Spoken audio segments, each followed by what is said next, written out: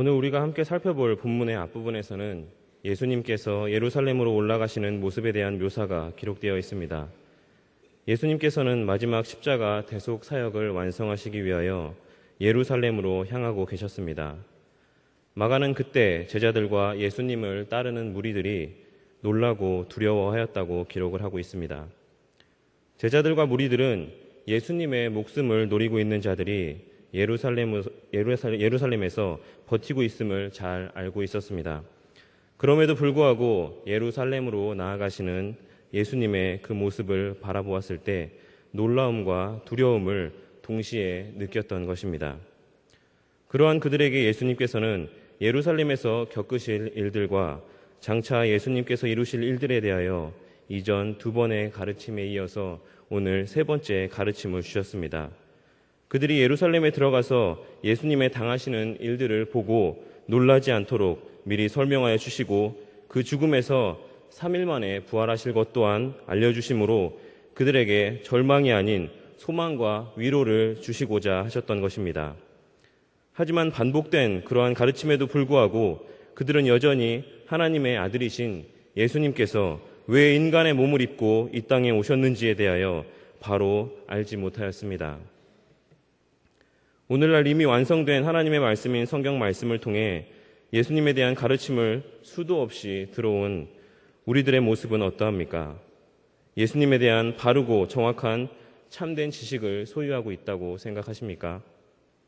오늘 이 시간 세베대의 아들 야고보와 요한의 구하는 바에 대한 예수님의 대답을 통해 참 그리스도인으로서 마땅히 알아야 할 예수님에 대한 바른 지식은 무엇이며 그 예수님에 대한 바른 지식, 바른 믿음을 소유한 자들이 마땅히 이 세상을 살아가는 가운데 나타내야 할 삶의 모습은 어떤 모습인지 함께 상고해 보고자 합니다.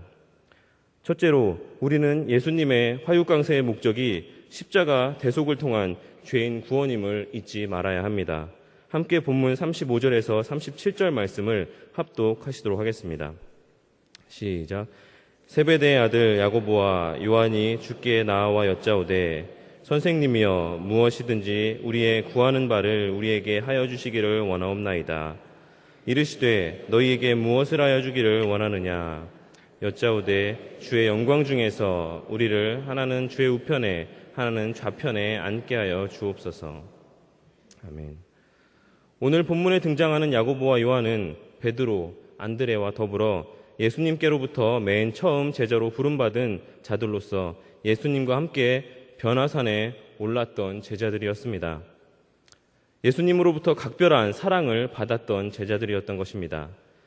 게다가 그들은 예수님의 육신의 어머니인 마리아의 자매 살로메의 아들들로 예수님과는 이종 사촌간이었기에 어려서부터 예수님과 함께 자란 사이이기도 하였습니다. 이 말은 다시 말해서 그들이 누구보다도 예수님과 더 많은 시간을 함께하였고 그렇기에 누구보다 예수님을 바로 알아야지만 하는 위치에 있었던 자들이라는 것을 알려주고 있습니다. 그러한 그들이 지금 예수님 앞에 나와 어떠한 요청을 하고 있습니다. 그런데 마가가 야고보와 요한이 직접 요청한 것으로 기록하고 있는 반면에 마태는 동일한 장면에 대하여 야고보와 요한의 어미인 살로메가 나와 요청한 것으로 기록을 하고 있습니다. 하지만 이것은 성경의 모순이 아닙니다. 왜냐하면 그녀는 혼자 예수님 앞으로 나아온 것이 아니라 그녀의 아들들을 데리고 함께 예수님께로 나아와 요청을 하였던 것이기 때문입니다. 마가가 이를 야고보와 요한이 직접 요청한 것으로 기록한 것은 이러한 요청의 주체가 그 어미인 살로메에게 있는 것이 아니라 바로 야고보와 요한이 직접 요청한 것임을 밝혀주고 있는 것입니다.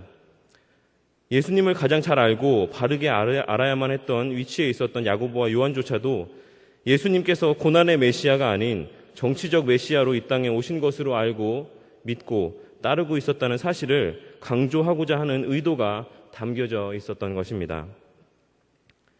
그들은 본문 37절에서 주의 영광 중에서라는 표현을 통해 자신들이 원하는 바를 분명하게 밝히고 있습니다.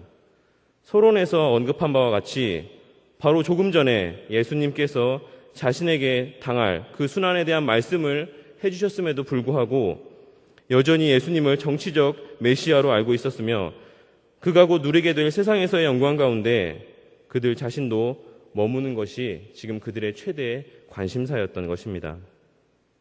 이들은 마태복음 20장 21절에 기록된 주의 나라에서라는 표현대로 예루살렘에 입성한 예수님께서 메시아 왕국을 건설하실 것이라고 생각을 하고 있었습니다. 그리고 그 나라에서 자신들을 예수님의 가장 최측근의 자리, 즉 권력의 가장 핵심 자리에 자신들을 앉혀주심으로 다른 그 누구보다 높은 권력을 누릴 수 있게 해달라고 지금 이 시간 요청하고 있는 것입니다.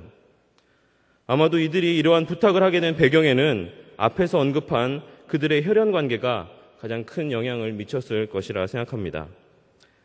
예수님에 대하여 더 잘 알고 바르게 알 수 있었던 위치가 결국 그들에게는 자신들의 사리사욕을 취하는 도구로 사용되어졌던 것입니다.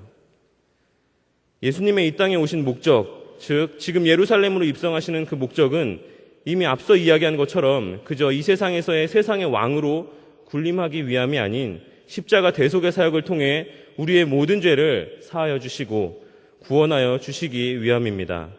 하지만 제자들의 마음속에 있는 예수님은 이 세상의 왕으로 이 땅에 오신 메시아로 각인되어 있었기에 그들의 마음속에는 예수님을 통하여 얻게 될 이 땅에서의 부귀 영화만이 가득 차 있었던 것입니다.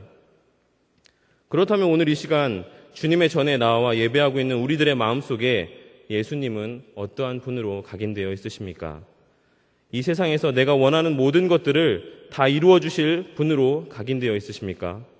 아니면 우리의 죄를 위하여 이 땅에 친히 비천한 인간의 몸을 입고 오심으로 십자가 대속의 사역을 통하여 우리의 구원을 완성하여 주신 메시아로서의 예수님이 각인되어 있으십니까? 아마 지금 속으로 이런 기본적인 질문을 하고 있냐 생각하시는 분이 있으실지도 모르겠습니다. 하지만 예수님에 대한 그러한 지식이 그저 머리에만 머무르지 아니하고 행함으로도 동일하게 나타나고 있는지 자신의 모습을 한번 돌아보시기를 원합니다. 내가 왜 주님 앞에 때마다 시마다 나와 간절하게 기도하고 있는지, 왜 힘들어도 그렇게 열심히 헌금 생활을 하고 있는지 한번 생각해 보시기를 원합니다. 나는 왜 예수님을 믿고 따르고 있는지를 곰곰이 생각해 보기를 원합니다. 우리는 이 시대의 수많은 교회 크리스천들에게서 알게 모르게 어떠한 대가를 바라는 신앙생활을 하고 있는 모습들을 어렵지 않게 발견할 수 있습니다.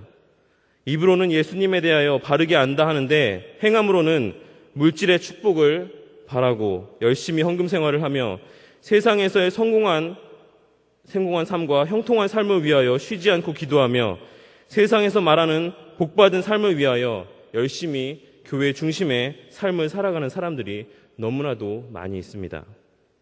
이것이 오늘 본문에 기록된 야고보와 요한이 예수님을 따르던 목적과 무엇이 다르다고 할 수가 있겠습니까? 이 시대에 그 누구보다 우리 예수님에 대하여 잘 알고 바르게 알아야 할 자들은 다름 아닌 바로 이 자리에서 주님 앞에 예배를 올려드리고 있는 우리 자신입니다. 예수님은 세상의 거짓 우상들과 같이 우리의 세상적인 욕구를 만족시키기 위하여 존재하시는 분이 아니십니다. 예수님은 십자가 대속사역을 통해서 하나님의 구속사역을 완성하심으로 우리를 구원하여 주시기 위하여 이 땅에 오신 분이신 것입니다. 예수님은 우리 삶의 수단이 되시는 분이 아니라 그 자체가 우리 삶의 존재 목적이 되시는 분이신 것입니다. 이것이야말로 당신의 택한 자녀들이 꼭 깨닫고 기억해야 할 예수님의 참된 지식인 것입니다. 기복주의 신앙이 넘쳐나는 이 시대에 우리 예수님에 대한 이러한 참된 지식을 마음에 깊이 새기고 우리를 구원하여 주신 그 구원의 은혜만으로도 눈에서 뜨거운 감사의 눈물이 흘러나오게 되는 그 은혜의 참맛을 깨닫고 신행일치의 삶을 살아가시는 경향의 성도님들이 되시기를 바랍니다. 둘째로 예수님의 화육강세의 목적을 깨닫고 구원의 은혜를 체험한 사람은 하나님의 구속 역사에 쓰임받는 삶을 살게 됩니다. 본문 38절에서 40절까지의 말씀을 함께 합독하시겠습니다. 시작. 예수께서 가라사대 너희 구하는 것을 너희가 알지 못하는도다.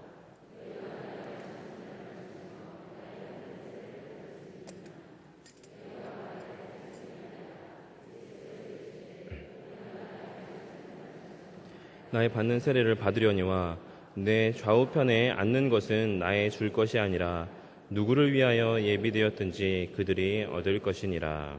아멘. 예수님께서는 야고보와 요한의 요구에 대하여 너희 구하는 것을 너희가 알지 못하는도다 라고 말씀하고 있으십니다. 예수님의 이 말씀은 그들이 지금 예수님의 참된 제자로서 진정 구해야 하는 삶이 무엇인지를 모른 채 허망한 환상을 꿈꾸고 있음을 깨우쳐 주시는 말씀입니다. 하나님께서 값없이 베풀어 주신 양자됨의 그 크신 은혜에 만족하지 아니하고 세상의 부귀 영화를 더 바라는 모습에 대하여 탄식이 묻어나는 말씀인 것입니다. 그리고 이어서 예수님께서는 야고보와 요한에게 너희가 나의 마시는 잔을 마시며 나의 받는 세례를 받을 수 있느냐고 반문하고 있으십니다. 구약에서 잔은 때때로 번영의 의미로 사용되기도 하였지만 대부분은 주로 괴로움과 순환을 의미하는 표현으로 사용되어졌습니다. 또한 세례라는 단어 또한 극심한 고난을 비유적으로 나타내는 표현입니다. 그러니 여기서 예수님께서 말씀하시고 있는 잔과 세례는 모두 예수님께서 장차 받으실 고난과 죽음을 상징하고 있는 것입니다. 예수님께서는 지금 야고보와 요한에게 너희들이 나의 그 십자가 고난에 동참할 수 있느냐고 묻고 있으신 것입니다. 예수님께서는 예수님의 영광에 동참케 해달라고 부탁하러 나온 야고보와 요한에게 왜 뜬금없이 십자가 고난에 동참할 수 있느냐고 묻고 계신 것이겠습니까? 여기서 우리는 예수님께서 말씀하시는 영광에 대하여 먼저 살펴볼 필요가 있습니다. 요한복음 20장 23절에서 예수님께서는 인자의 영광을 얻을 때가 왔도다라고 말씀하고 있으십니다.